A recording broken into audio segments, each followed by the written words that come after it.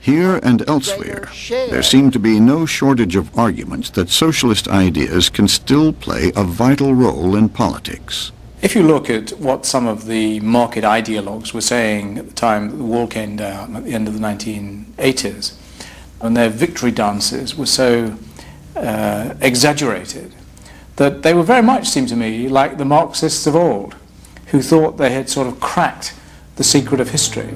But of course you don't crack the secret of history because you find it throws up new problems for you. The market won in that sense, insofar as there was no organised alternative to it. It hadn't won in the sense that the choice had not been removed as to whether you want a market economy or whether you want to extend that into a market society. Social democracy has always been characterized by its belief that markets have an important economic function, but its distaste for their impact on social and political outcomes. This is what differentiates social democrats from Marxists, from communists. And this sense, or this desire to use the market to harness the most powerful economic mechanism available, but to not allow it to kind of determine what happens in the political or social sphere. This is still an idea or a vision that has immense appeal and is still very relevant to the 21st century.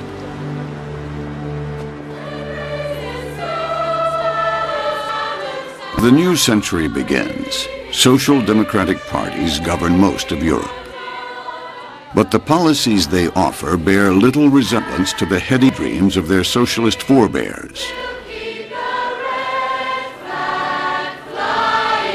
Amid electoral politics, the quest to remake human nature and create a heaven on earth has all but been abandoned. It turns out that social democracy, or democratic socialism, is a contradiction in terms. In many cases, socialist parties have gotten it into power, like Mitterrand in France, like Attlee in England, like German social democrats, and set about trying to march step by step to socialism. In every single case, after a certain number of years, they've reversed course. For all the socialist parties we've had in scores of countries around the world, there's not been one case in which a free electorate has wanted to continue a march all the way to socialism. They've always taken a few steps that way and then wanted to pull back.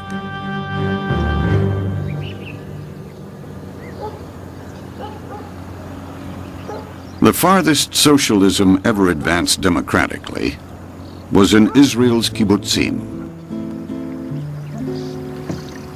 For years, the kibbutzim had been tiptoeing away from a completely communal way of life. But basic socialist principles still held. Members contributed what they could, and the kibbutz provided for their needs. Now, though, communities like Ginosar are undergoing a transformation so complete, many wonder they can still call themselves kibbutzim. The first generation followed in our footsteps. The second generation, less. And the third generation, the ones who now are running the kibbutz, they're completely different. It all began in the late 1970s, when Israel's labor government fell to the conservatives, and the kibbutzim lost much of the financial support that had sustained them.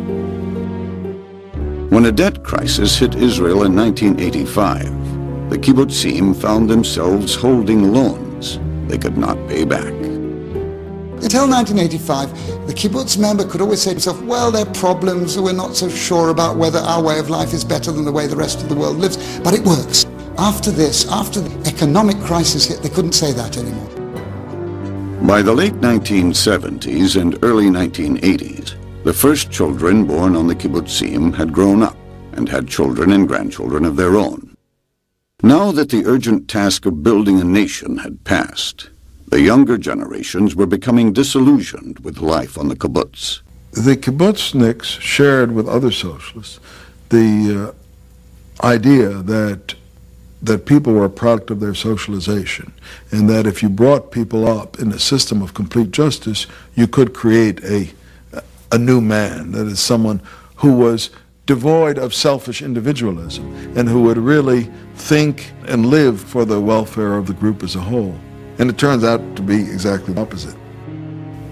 The kibbutz children grew up into intelligent, enterprising, hard-working, constructive individuals, but they did not grow up as socialists.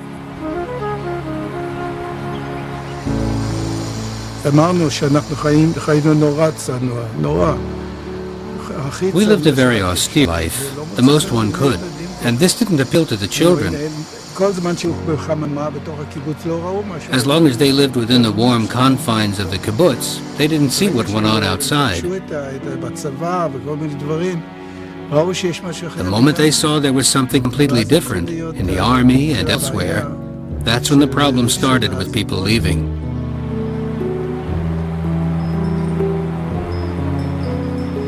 Moshe Abbas's daughter Noah was one of those who considered leaving. I think the kibbutz is generally not natural. It goes completely against nature. It's the complete opposite of human nature. Because you work very hard and give everything you've got.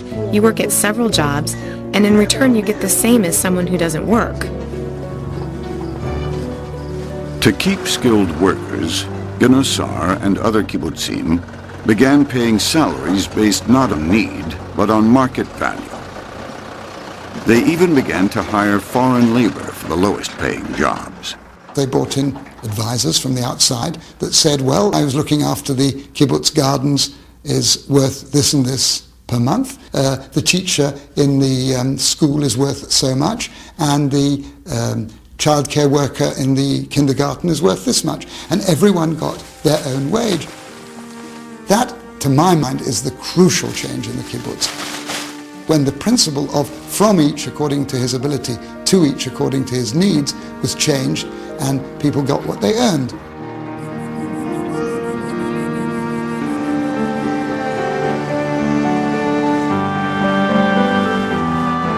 Today, Genosar has joined most of the rest of the world in embracing capitalism.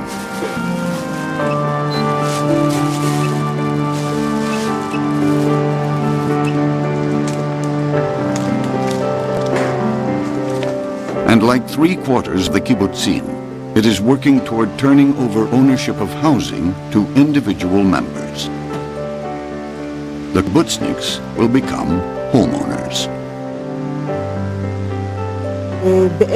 I think those who stayed thanks to the changes.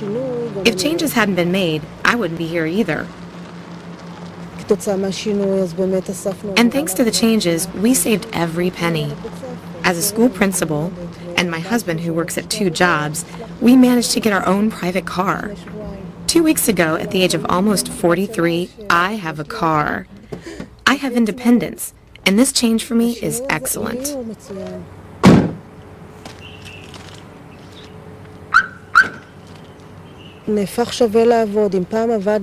It became worthwhile to work. In the past, we used to work because of values, and now there are new values. The supreme value, we are ordinary human beings after all, is money, and quality of living, and the promise to our children that they will get something. All these changes have led many to wonder if the kibbutzim are on their way to becoming little more than suburbs with a socialist heritage. There was no chance that we could continue this kind of lifestyle, which is found nowhere else in the world. Nowhere else where people of their own free will would live for years and years in such a communal and collective way. The country doesn't need us anymore. This thing, this way of life has reached its end. It has spent itself.